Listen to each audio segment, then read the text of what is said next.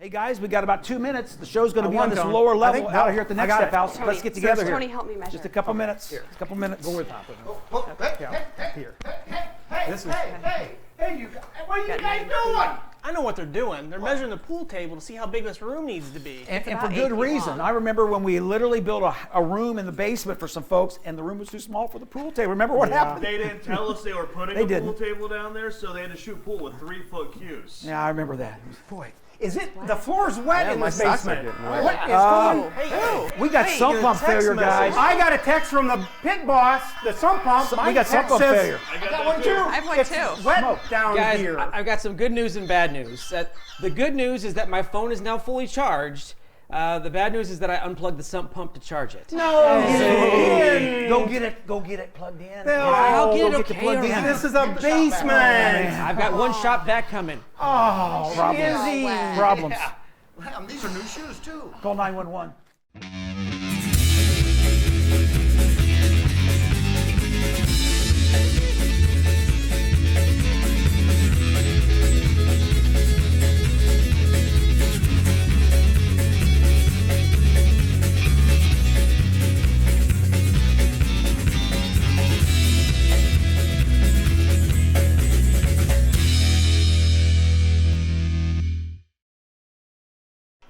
You want to do a little? Gotcha. Tony, guess what? I won again for the 5th time. Hey, we better get the show started, guys. Let's do it. Hey, welcome to Between the Studs. My name is Lonnie Norris, and this is part of the Granite Ridge Builders team, including our president, Tony Reinke. We're glad you've joined us today. Between the Studs is about new home construction in our area. Processes, trends, features, energy-efficient components, all kinds of things that make up today's new construction. We're glad you joined us, and today we do have an announcement to make. We're going to take the show to a new lower level. Oh, I get it. Actually, today's show is going to be about basements. After we got this basement cleaned up and all the water dried, thanks to Izzy, we're going to discuss a little bit about names. What are some names that you guys have now heard basements called? First thing I think of is the kids' retreat for the children, or for men, the man cave. Oh, yeah. Go, man. I've seen a multi-purpose quite a bit with maybe a little workshop, a wet bar, a game room, a fireplace, a real activity center. I see storm shelters, or at my house, it's a big hockey rink. Isn't that the truth? Oh, yeah. You know, back when I was growing up, we had the fruit cellar with Grandma. She would always can and preserve all fall long, and then we'd put it all down in the fruit cellar. And now we can go down there and grab, you know, like the peach that I have or the strawberry that you have. And historically, did you guys know, they used to be also called root cellars. Do you know what that meant? No. Actually, what they did was they would store all their vegetables, potatoes, apples. They would put it in what they called the root cellar. I remember that. Now, here's one better. Lonnie and I have a father-in-law that grew up over off of St. Joe Road. Now, what he did, he went to the St. Joe River. They would cut a huge block of ice, drag it to their house, put it in the cellar, and then they would put straw or hay around it. Guess what? They would have refrigeration all year round when nobody had refrigeration. Brilliant. And Fort Wayne was where the refrigerator was invented. Yeah, good point. Well, I thought we'd also do this. What are you guys seeing some other rooms down in the basements after finishing them? What are we doing today on some finished areas? I had one family that I worked with who actually designed it to be a reptile sanctuary. Oh, Wow. Ooh. I had one where they did a complete music studio down there, and we're seeing a lot of theater rooms down there now, which Elizabeth and I are going to talk about a little bit later in the show. Yeah, I think about like the half-court basketball court that we put in one. I thought that was really fun. Oh, yeah. Awesome. Cool. And I always like building ones where they actually take advantage of the space underneath the front porch, and Tony and I are going to talk about that a little bit later. yeah. Very good. How about a mother-in-law suite? Don't the stairs make it hard for the in-laws to get up and down? Yeah, that's what I was thinking about. That is a good idea. Sorry. Let's do this. Let's go ahead and break off into groups, and let's talk a little bit about some of the designs. You guys are going to talk about theater room. Lonnie, you and Tony, why don't you go talk about windows, like daylight windows, walkout basements, see if you can figure out a way to do that. You know, Lonnie, 87 Foxwood, Forest of Foxwood, the big parade home that we did last year, that's got great windows out there near on the that. lake. Near the At- lake. Near the lake. Let's, Oh yeah, let's go. Hurry up and get out of Go there. over there for Get sure. out there. We're going to have Great you guys in the windows. next segment. Great windows. I think I'm going to practice my pull. Okay. Let's finish. Yeah, put that up there. Hey, Lonnie, Yes. You know, Yes, the Tony. weather not be the best out here, but I've always been told that a bad day fishing is better than a good day working. I want to experience that, Tony. Let's try it. All right, Let's tell you try what, why don't we call the office, tell the guys there that we need to do a little extra studying for our segment Yeah, today. tell them we're kind of tied up, our heads are spinning. All kinds of ideas. Okay. Perfect. All right, watch out, I'm casting. Hey, way to plug that sump pump back in, is. Well, if my cell phone isn't charged, I'm not at my best. So I had to make sure my cell phone was charged. Very good. Well, everybody knows we were just joking on that one. What we're going to talk about down here, a little bit about how people finish out the basement. Yeah, how people design and finish the basement. And one of the things that we've talked about a lot with this home is our second set of steps, which is a great example of one of those things that a lot of people might not even think about ahead of time. And we really encourage you to think, not wait till the last minute, but really plan out what you plan to do inside that basement. And a lot of times the basement part is only thought out in the 11th hour. So maybe we'll talk about a few ideas, give people some food for thought about what they may or may not want to do with that basement. But that second set of stairs, that's brilliant. Coming in from the garage down here, Yeah. I like that. We talked before too about ceiling height, and even you were talking a little bit about ceiling joists. Can you tell me a little bit more about that? I still don't quite Absolutely, get that. yeah. The first topic I always talk about when doing someone's basement is, what are you going to do with that? Yeah. If we're just packing kids down there and letting them be Elizabeths on a hockey rink, 8-foot ceiling's good enough down there. But if you're going to be adults and you're going to entertain down there and you're going to have some decent windows down there, let's take that to a 9-foot deep basement. And then the floor joists that I alluded to. Some builders will use a 10-inch tall I-beam floor joist. Okay. We choose not to use that for a couple of reasons. Number one, we think that 10-inch bounces too much. Number two, you can't span as far a length as you can with the 12-inch I-beam joist that we use. So now that we're able to span further distances, maybe we can eliminate headers, posts, and just kind of open up that whole game room, living room area. Yeah, and the less post, the more people tend to like that real open concept in that basement as well. Exactly, and nothing worse than shooting pool around a post too. You know? I like thinking too, in the future, a lot of people want to do how many baths, or if it's a half bath or a full bath, wet bar, True. different options like True. that. Or none of it. But Yeah. it's all something we should be talking about and considering when we design that basement layout for them. Thinking it through ahead of time. Utility room's another one, is. Absolutely. Utility room. My utility room at my old place was really, really cramped. And it was just kind of an afterthought. They threw everything down there and there wasn't much space to do anything. True. Let's expand a little bit on that word utility room that is just used. Sometimes people think that's where the washer and dryer goes. In our world, utility room means that's where your furnace, water heater, maybe your water softener, your sump pump is down there, maybe your grinder pit if you decided to plumb for future baths or wet bars or whatnot down there. And location of that utility room is an issue. Sometimes people don't think about that. When we're assisting them, we like to have that utility room relatively centrally located in that basement. Yeah. So all these heat runs are approximately the same run versus positioning on one side of the house and this side being warmer in the winter and this side of the house being colder in winter. And we definitely want to think about that when we're thinking about putting a bedroom down there as well. So if we're going to put a bedroom down there, we talk about that you need to have an egress window. And I love how you explain what the purpose of that egress window was. I never knew that. Yeah. Didn't know how important it was. Yeah, I think egress window is amazingly important even if you don't have a bedroom down there. I think it's always nice to have one just as a second fire escape out of there. But let's define egress window. Egress window is a window large enough that if there was an emergency, you or your family can escape out of it, but also large enough that a fire rescue person can get in to rescue you with all their gear on. Traditionally, it's 42 inches off the floor, blah, blah, blah, but picture it as just a normal window upstairs positioned on your basement wall downstairs. And once you know why, it makes so much more sense, and I don't know why you wouldn't do one. Exactly. For that second fire escape, I think it's a brilliant idea. And we do a lot of finished basements with Granite Ridge, but we also do a lot of unfinished. Exactly. And a lot of people don't quite understand the difference between unfinished and finished basements. Right. Well, let's talk about taking it from the basic to the extreme and maybe a couple of stopping points in between there. Let's talk about the basic that we do by code. Picture these concrete walls of your basement being studded, wired, insulated, moisture barriered. We get out of there.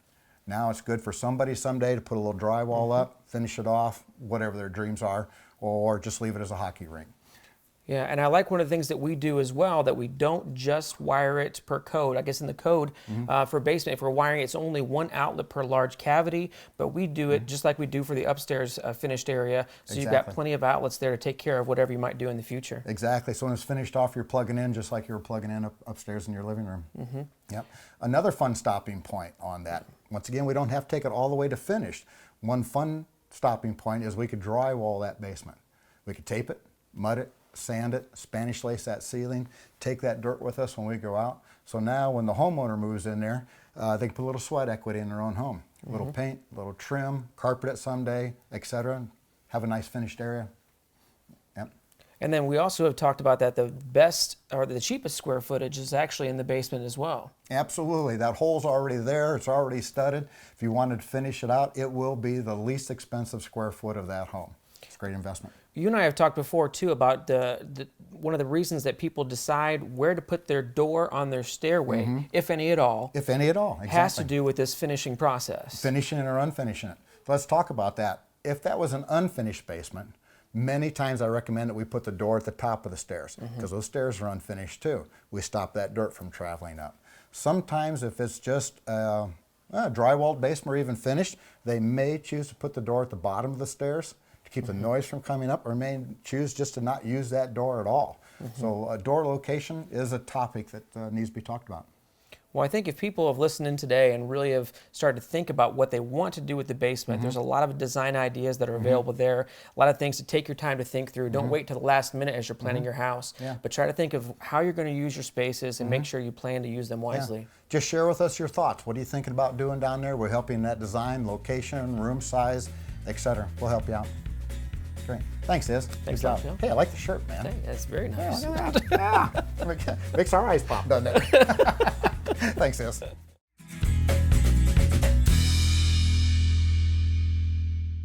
Yeah, it's our turn. Tell them we'll catch them later.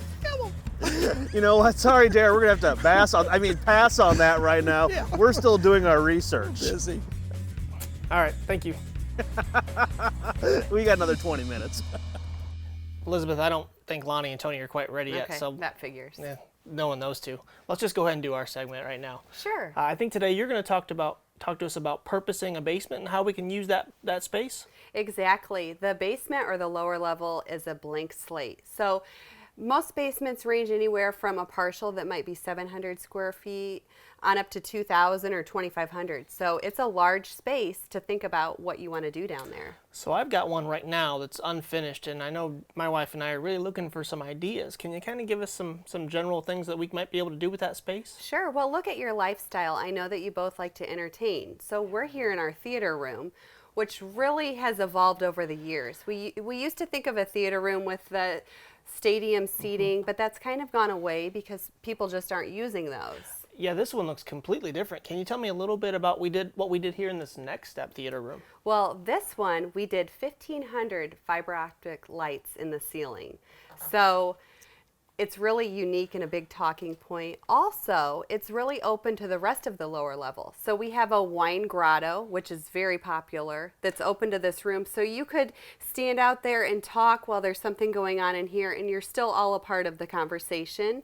Also, we've put some barn doors on, so it's open to the rest of the lower level. So if you've got your friends here and there's kids, you're all together, but you're still a little bit separated. You have the separation. Yeah, I could see my wife loving that as a nice space down in our basement too. We're pretty active in our family. We like to run, we like to walk, and unfortunately we got some pretty bad winters in Fort Wayne, Indiana. Are people still incorporating maybe gyms or workout rooms in their basements? We're doing a lot of gyms. We're actually seeing them get a little bit larger because people are into health and fitness a little bit more than they used to. Speaking of health and fitness, I know that Jenny likes to cook and you like to eat. Which is why I think I need the gym more than ever right now. Yes. So a second kitchen or a big bar in the lower level is popular. So if you're having a Super Bowl party, you can have everything down here so you're not going up and down. So that's a good idea. Wonderful. Another thing is, we've left this pretty open so it can be very flexible. So as time goes on, your needs and your wants are going to change. So right now I know you like to play pool, so the billiards is important, playing cards, but over time you may change and want something else in that space. Another consideration is children. So Most of us don't like to look at all their toys in the mess. So you may want a separate room dedicated for their toys. But what you could do is have it set up in the future to be a bedroom. So even if you're never going to use it or need it as a bedroom, it's good for your resale just to have that one additional space. And Joe and Izzy talked in an earlier segment about egress windows. We need to make sure we incorporate that into that space, I assume. That's correct. So even if it's not going to be a bedroom, you might want to have one somewhere in your basement in case you had an emergency where you could get out. Which brings up another point, is our lower levels feel a lot different because of the windows that we're doing in them, which we've talked about different sizes. You really feel like you're on the main level. Gotcha. And I think Tony and Lonnie are going to talk about those windows here coming up. Let's see if they're ready for us yet. Hey, Lonnie, I think the phone's ringing again. What the? Yeah, JR, no, can't really talk right now. We're working on some real good lines. Yeah, tell them we're working real hard. We're working real hard right now. Okay, 20 more minutes. Thanks. Bye. Of course not. Let's just watch another episode of Between the I give Studs. up. Get your hat, Tony. How'd you catch my hat? I don't know. It's the only thing you caught all day. It was in the wrong place. It was on my head.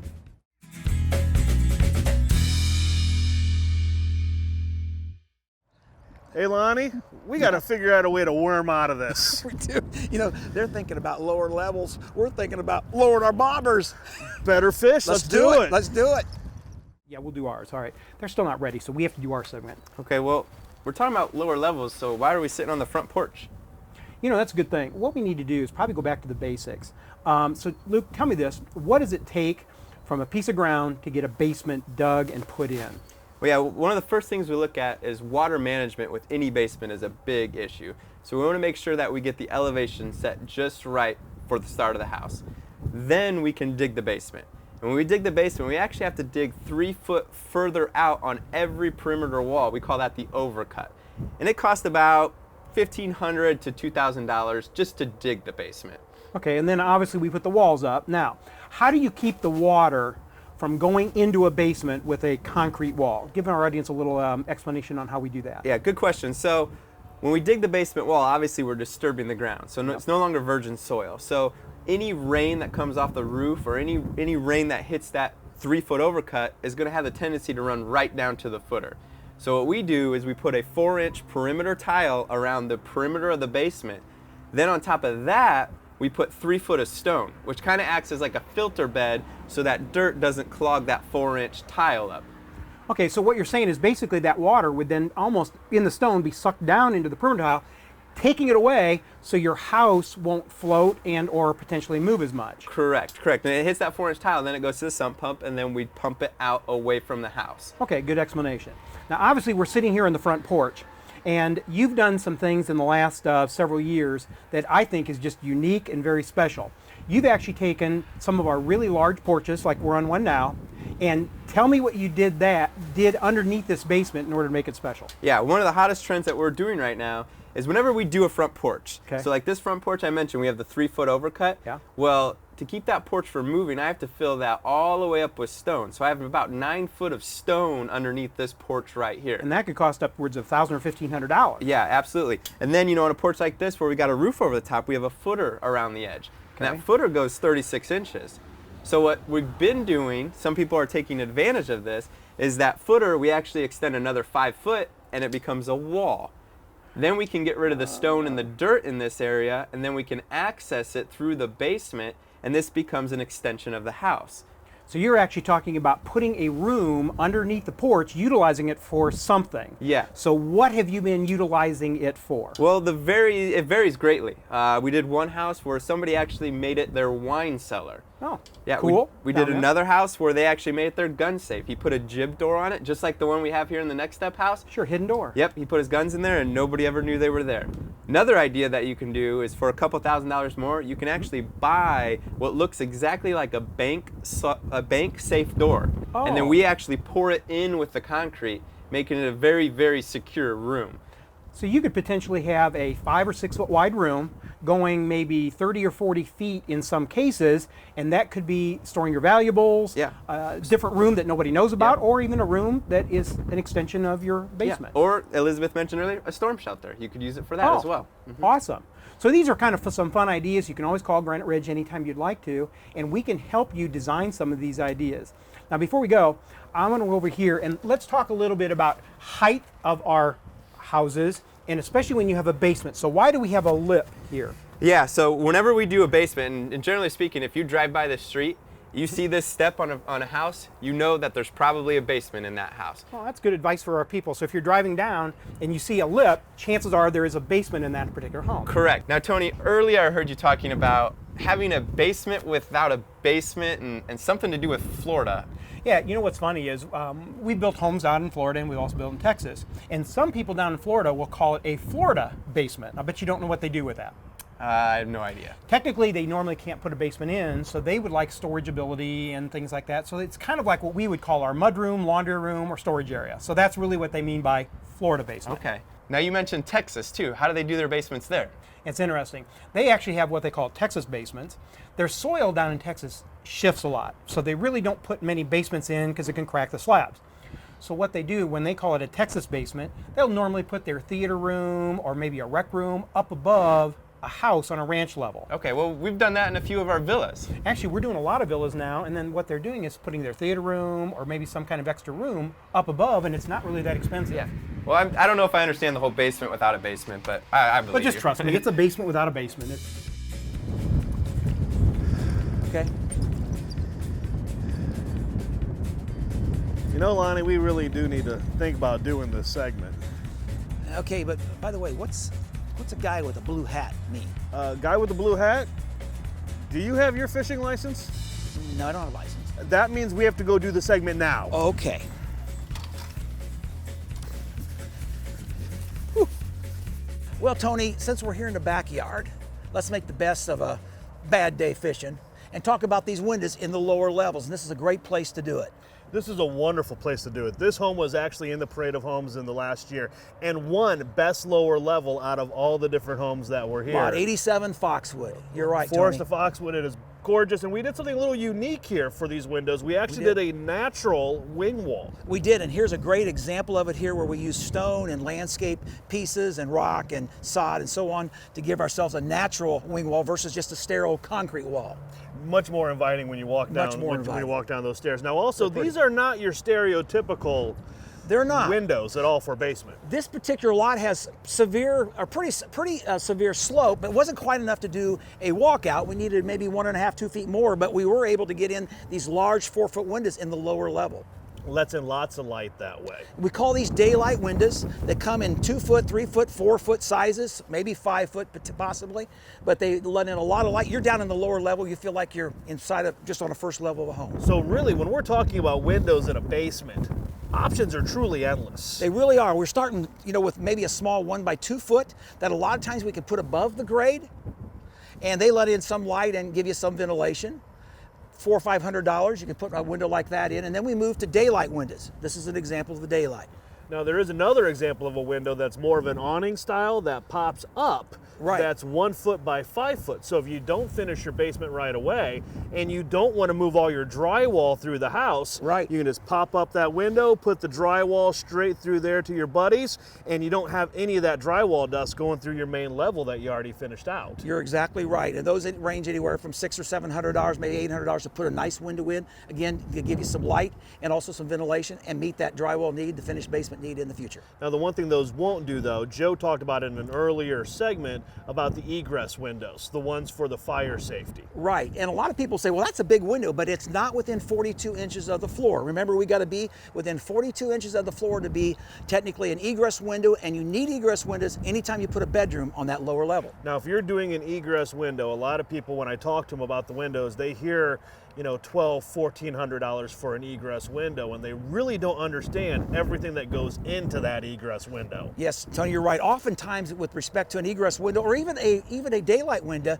part of your grade is literally under the ground. So we have to put a window well in and a drain.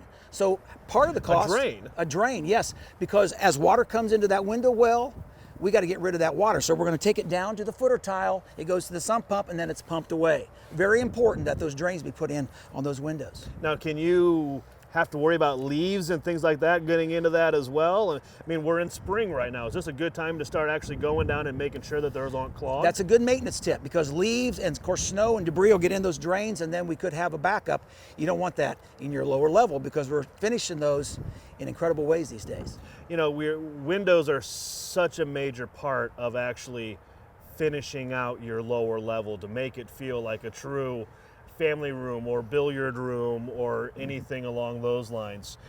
How do we know what's the right window for our house? A couple questions come up. First of all, what is the topography or the slope of the land? That really dictates what you can do and you can't do with respect to the type of window and whether you need a window well or not. If you say, I don't want window wells, and your lot is flat, you're probably going to be confined to just a smaller window, unless we bring the house way up out of the ground, and that may or may not work, and it could be costly. But topography, we start with topography. And then also, do you want a deck? Well, the minute you start talking about daylight windows or egress windows, if you don't have a window well, you're certainly going to end up with a deck. So really, 90% of the time. So really what we're saying is, if you're looking at building and you have a piece of property that you've always wanted to maybe build your dream home on, Right. really they need to call Granite Ridge Builders, and we'll have one of our supervisors go out there and they can walk Yes. that lot and give them a good idea of what they need to do. Early in the game, we want to put our eyes on that lot. We may even want to shoot it with our equipment to make sure we know what the topography is if it's questionable, so that we know what our options are and we can tell the customer this is what we can do and this is what we can't as it relates to windows on the lower level. And they can actually tell them where almost they could put those windows at within the basement to help them with what JR and Elizabeth were talking about, planning those spaces down in their lower level to get it all worked out right. And they can do that really just by calling the number, Right. and saying, hey, I may be building in a month, I may be building in 5 years, but would you guys mind coming out and walking the property Right. and seeing what you think is going on? That's right. We build a lot of homes in the country on our lots and other people's lots. Topography and putting our eyes on a lot is so critical. So give us a call. We'd like to look at your lot or one of ours and figure out what we can and can't do. One more thing I need to add to that. That's something that we don't charge for, do we? That's right. This is free of no charge. We're going to do it because it's important to us as it is to the client. You know what? Let's go back to fishing. The guy with the blue hat's gone. He's gone. Let's go. Let's go. Dad invented this game. And Joe the Stick to Gregory crumbles under the pressure. He hasn't had that much pressure since his third year of senior high. J.R. Vord is now up, the incumbent, the challenger. His dad invented the game. You think he would give him an edge here tonight, but we'll see how it goes. Well, his dad is finally proud. He has redeemed himself. Hey guys, what a great show we had today. It was fun. I know, I'm hooked. And also, what a great cast. Lonnie. So anyway, hey, thanks for joining us today. We hope that this has been informative. You've learned something about lower levels, basements, mother-in-law suites, no matter whatever you want to call them. Exactly right. And if you'd like to know a little bit more about who we are, what we do, and why we do what we do so well, please give us a call, visit our website, or even better yet, just come on in the front door. We'd like to meet you. Thank you. That was a great cast. All right, someone finish up this mess. This is horrible. This is a mess. Man, it's still you.